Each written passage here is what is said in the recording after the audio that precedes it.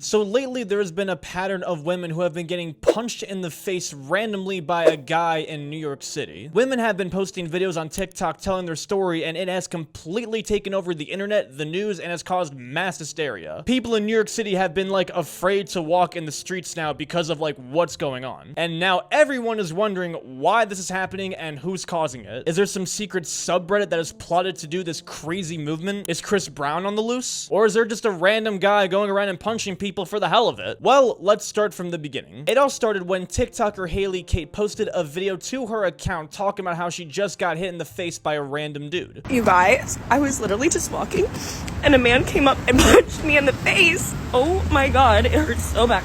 I can't even talk.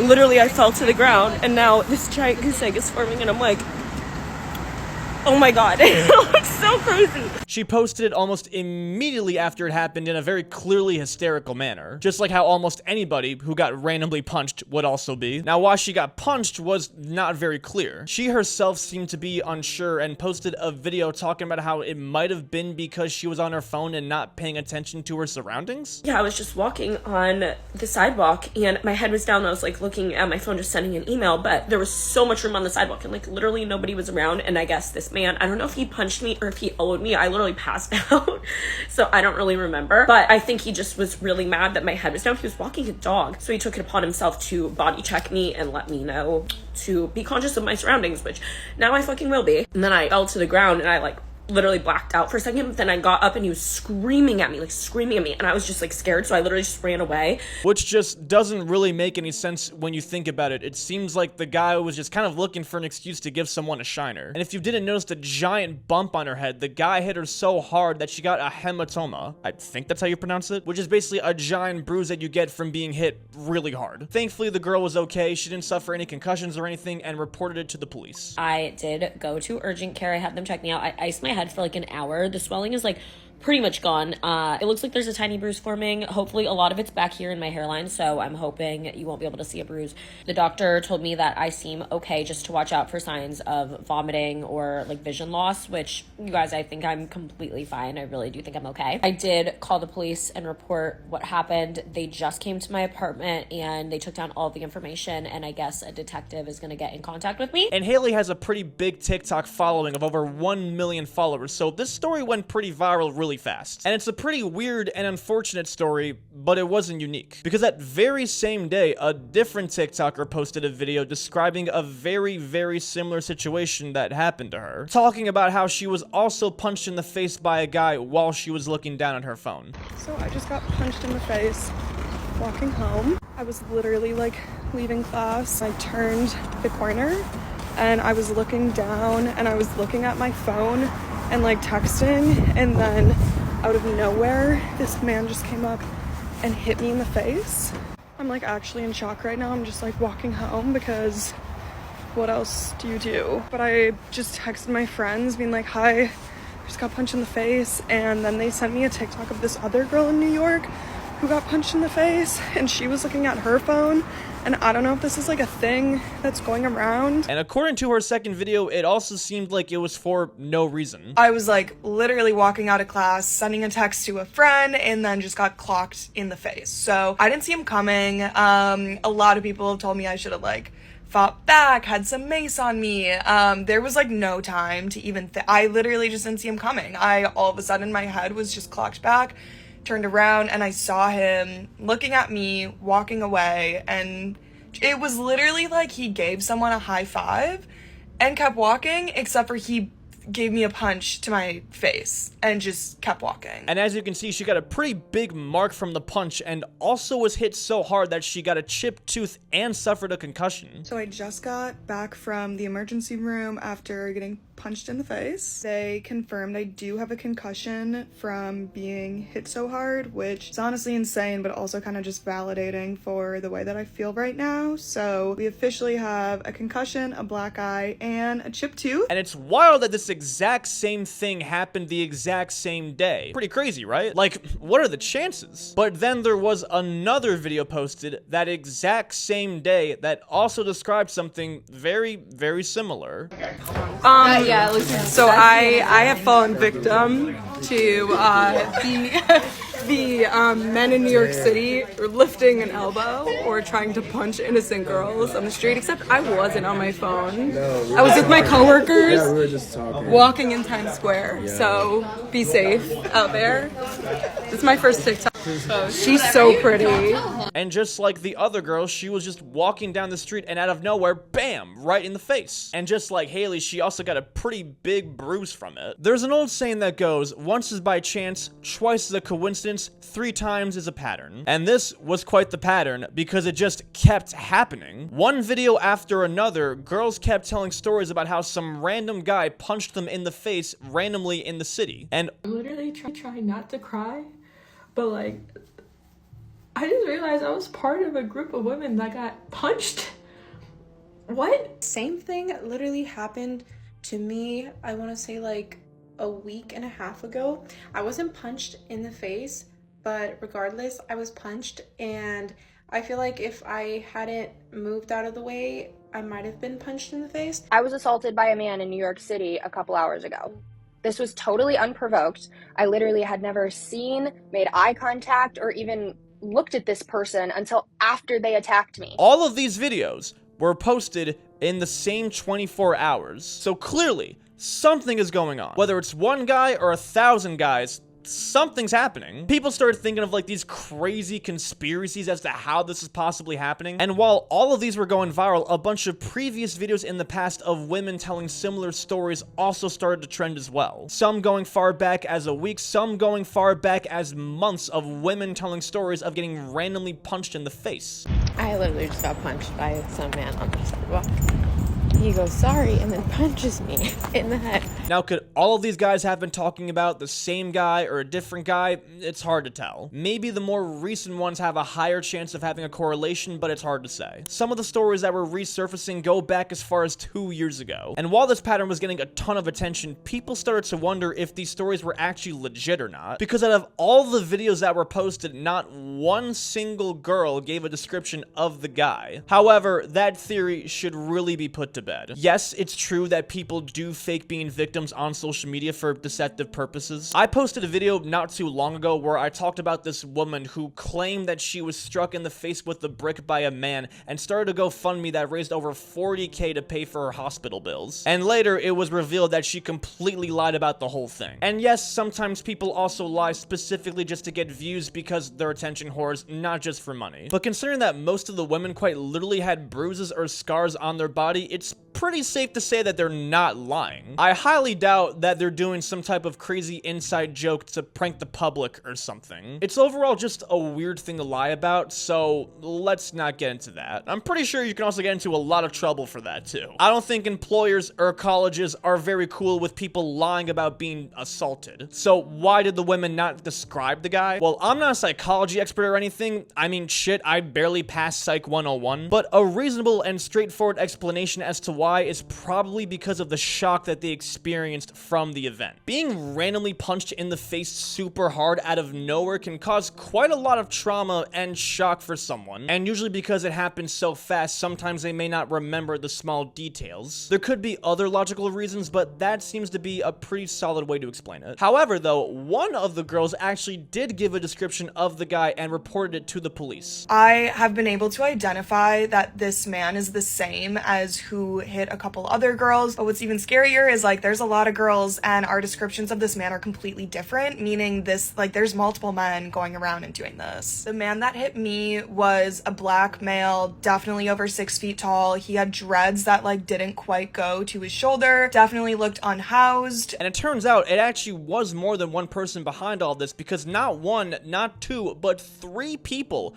were arrested in all of this. Now, the girl who did give a description of the guy posted another update claiming that he was arrested. She doesn't say who he is by name, but there is a person that does fit that description. 33-year-old Franz Hude. I think that's how you pronounce his name. He was arrested after sucker punching a 57-year-old woman so hard that he broke her jaw. And now she has to have her wires shut for the next 6 weeks while working her job as a bus driver. And this guy has quite the lengthy history of assault, as he's been arrested for assaulting an officer and a security guard. And even with all of these charges and the extreme injuries that he caused to the woman, he was free to go. Apparently, he has a pretty bad history of mental illness and is literally schizophrenic. And it's so bad that he's not even mentally fit to stand trial. But why they still just let him go into the public, I have no idea. However, that guy didn't seem to be the person that the other girl described, or from many of the other videos that we've seen, because Franz's only recorded assaults are for that one woman and the other two that I already discussed. And the person that Franz punched was in Brooklyn, and the other girl got punched in Greenwich Village, and those two areas are pretty far apart. There was another man arrested who was confirmed to be the person Michaela described. Well, kinda. There is one Fox article that claims the man to be Malik Maaya, but that's all I could find. No history, no nothing I can find on this guy, so maybe it's legit, maybe it's not. But the important thing is that her attacker was arrested and off the streets. And this man was confirmed to be the same guy who attacked one of the other girls. But there was still sort of an issue. Even though there were two men that were arrested, that didn't even cover a fraction of all the attacks that were happening. Well, the NYPD arrested the guy who seemed to be the head honcho of this whole thing, Skiboky Stora. He was initially arrested for punching Haley, the first person that I talked about, and she confirmed it herself that it was him. Anyway, I wasn't going to talk about this situation again, but I do feel I have a responsibility to let the girlies of New York City know that the man who assaulted me has been arrested. This is him. The New York Post wrote a whole article about it. You can pause to read this, or you can just search the article. The NYPD got surveillance footage from the stores where the scene of the crime happened. They called me in, they took statements from me, and he was arrested today. This guy is also heavily suspected to be responsible for a bunch of the attacks that were happening. Now, outside of having a name that sounds like it came straight out of a Dr. Seuss book, Skiboky Stora is a pretty interesting fellow. Not only is he an aspiring rapper, but he's also a politician who ran for mayor, city council, and governor,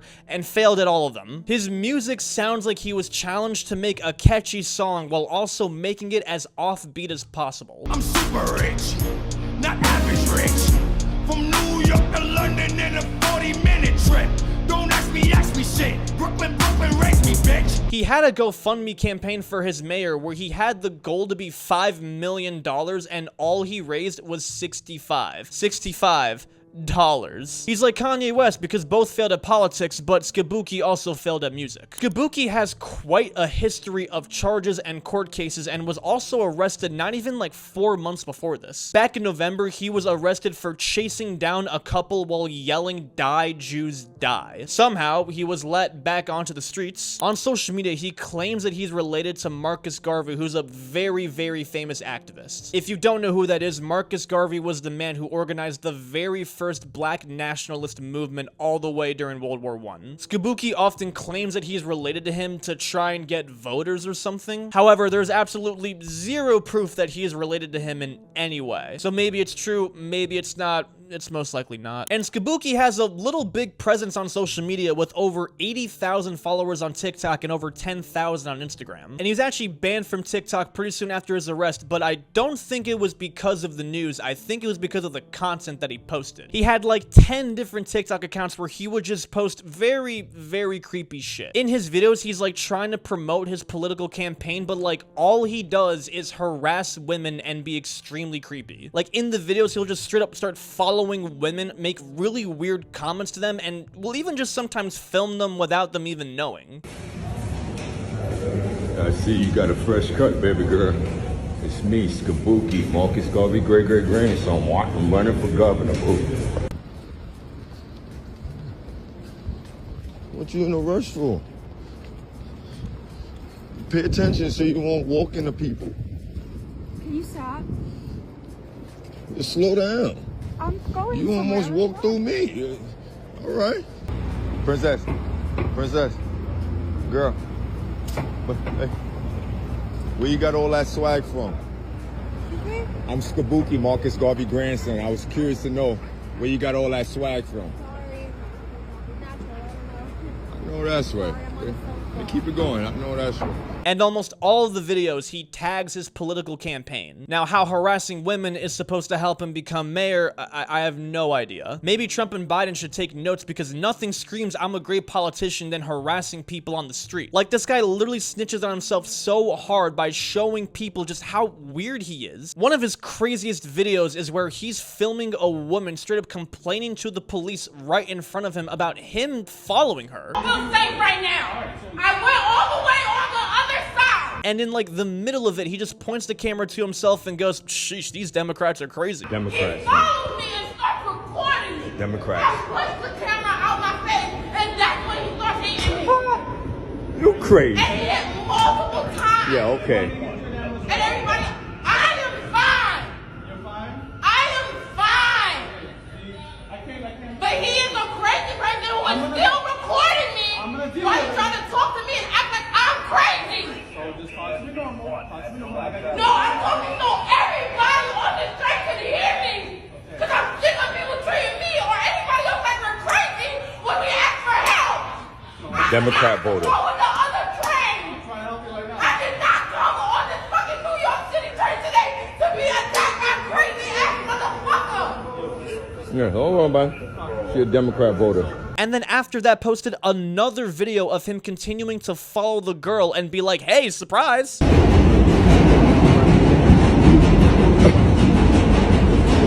It's me.